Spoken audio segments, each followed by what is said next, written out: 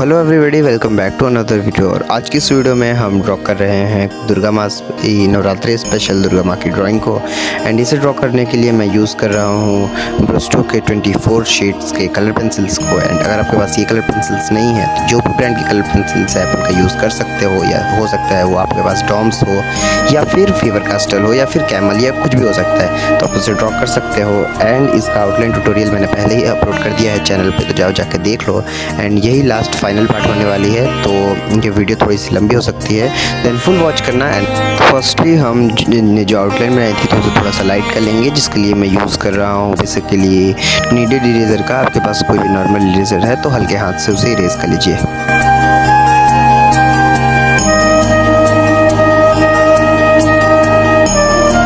Then आप extra darker areas को draw करने के लिए मैं रेड कलर का यूज़ कर रहा हूँ। एंड डिफरेंट जगह पे डिफरेंट प्रेशर से यूज़ करना रहता है, यानी कि जैसे ज़्यादा डार्क एरियाज़ में हम थोड़ा सा प्रेशर लगा के ड्रॉ करेंगे, लाइटर एरियाज़ में एकदम मीडियम प्रेशर से ड्रॉ करेंगे। एंड ऐसे एरिया जहाँ पे रेड का ज़रूरत नहीं है वहाँ पे नहीं ड्रॉ करेंगे, बेसिकली स्किप करके ड्रॉ करेंगे।